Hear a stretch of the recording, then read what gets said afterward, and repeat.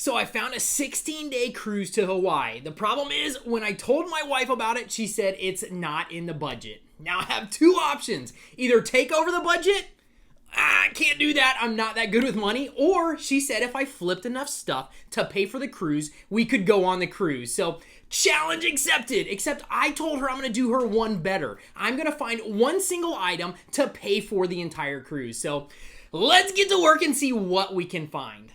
Challenge accepted. We are headed out to find something good. Headed in. Our first stop, Habitat for Humanity Restore. We have bought tons of items from here throughout the years and made thousands and thousands of dollars. So I was super stoked. What, a snowblower? How does this thing get down here in Florida? Thought it would be a close call, but they're asking a little too much money for this one. So not enough room for profit. Let's go. Nothing. Okay, so I'm starting to wonder if this is going to even be possible. Can I really find something? Man, I need a break. Ready? Yeah. Safety first. Lex, you're going the wrong Lex! way! Oh yeah! All right, back to work before I break some bones. Goodwill, second on our stop.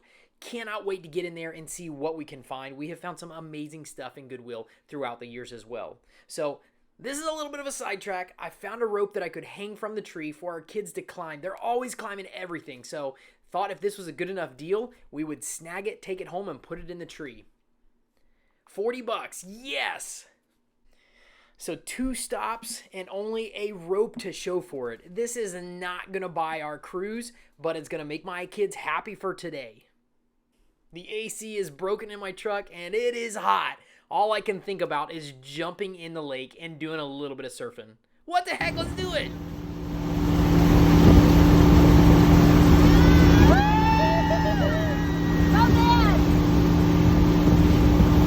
No luck at the local thrift stores, so I'm going to hit up the apps and see what we can find. Wait a minute. This could be it. It is a Turbo Chef. It's cheap. I think this might be the one. Let's see if we can set up an appointment. All right, this might be the one, guys. Checking out this oven. Stay tuned. At first glance, I was super excited. I was hoping the seller did not see the excitement on my face as I walked up to see this Turbo Chef. We had sold a couple of these in the past and made really, really good money, so I knew the potential was here for this to make our cruise. The seller told me he didn't know much about it. He bought it in a lot of restaurant equipment, plugged it in, and it didn't come on. So I knew I was taking a chance with it, but at the price, I was willing to take that chance. All right, I need some cash. I got it.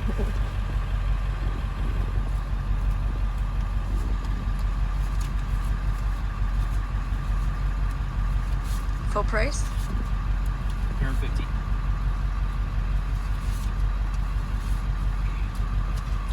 Throwing money.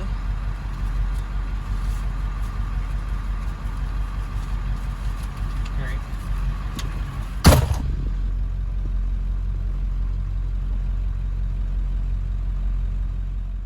So it's paid for, time to load it up. This sucker is not light. It probably weighs about 350 pounds, so it is not easy to move around, but the seller was nice enough to help me get it in the back of the truck, which I did, and I was thinking the whole time about our Hawaiian cruise that this was gonna pay for. So I could not wait to get it home and see if we could get it up and working.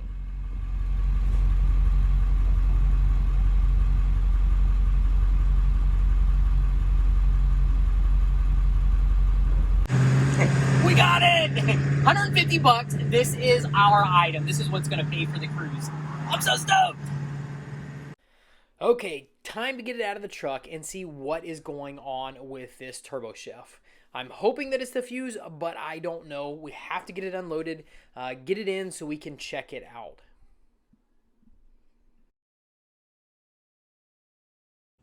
All right, guys, just got it in so I can start checking it. No power to this bad boy. That's what the guy said. That's why I got it so cheap for 150 bucks. These things are ridiculous. Like retail on this, $20-some thousand. It's an i5 Turbo Chef. So the first thing I did is I got the manual, so I could go through it. I'm hoping that it is a fuse.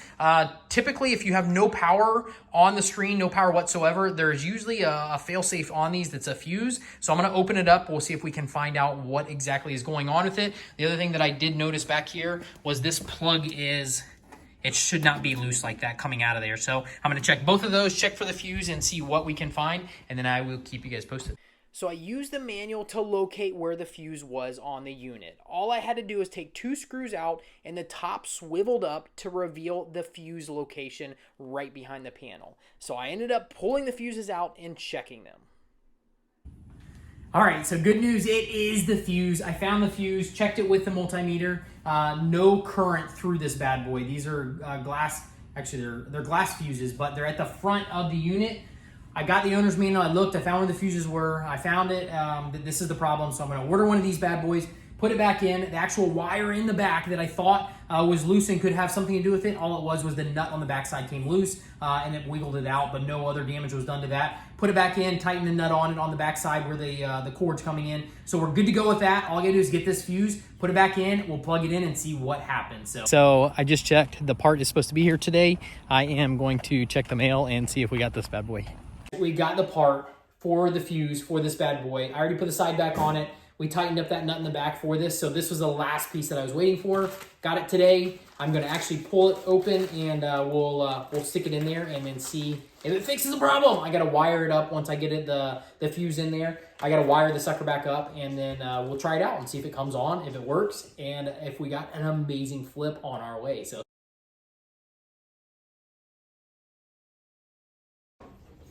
All right, guys, we just plugged it in. It came on. Praise the Lord, I'm excited. Now we just have to do a little bit of testing. When I hit the power button, it's popping on and it's acting like it's doing it. So I'm gonna go through a couple tests with it real quick. We'll run it through. Right now it says warming up, 78 degrees, going to 520. So if it starts heating up right now, I should be golden with it.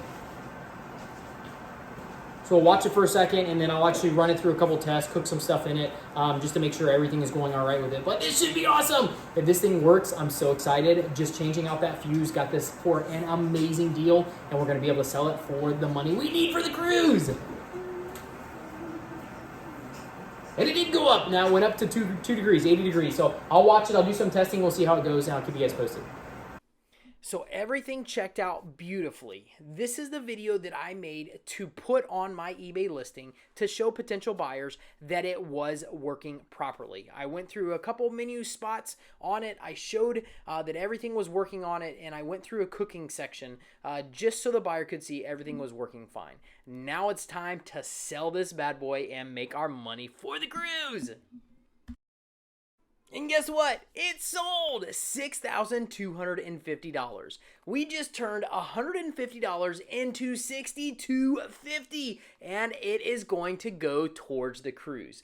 Now it's time to start packaging this bad boy up, get it shipped out so we can get ready for that Hawaii cruise.